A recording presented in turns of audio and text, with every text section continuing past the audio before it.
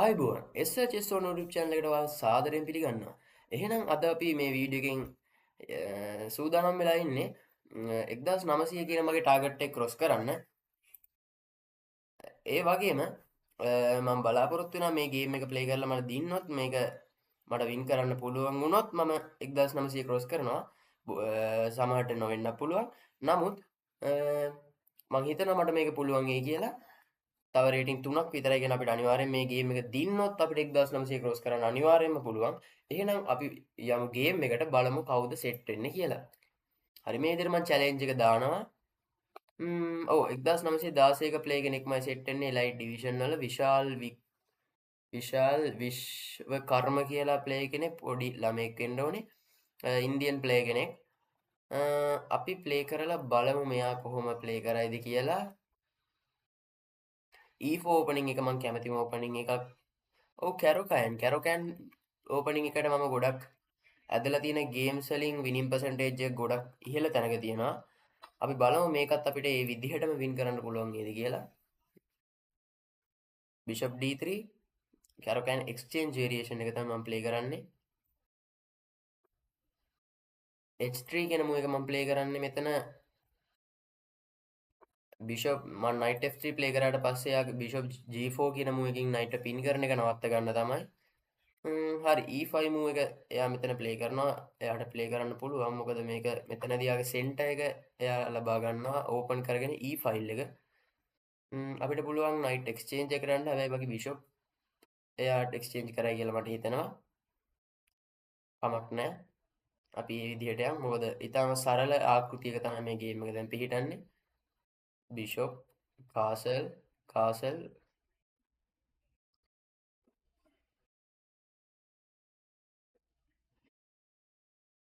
හරි මේ විදිහට තමයි ගේම් එක ප්ලේ වෙන්නේ.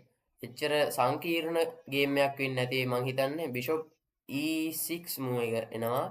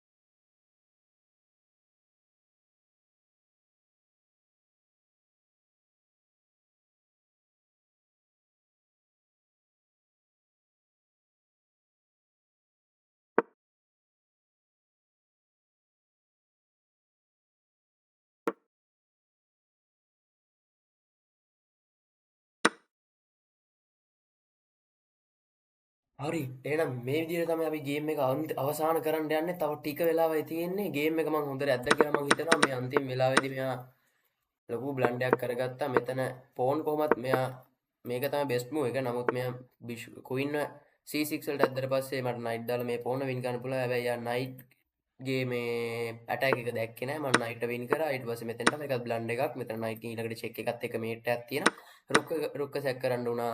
රුකුත් දුන්නා. ඊළඟට දැන් මේට් එකක් අත ළඟ තමයි තියෙන්නේ. එහෙනම් අපි යමු.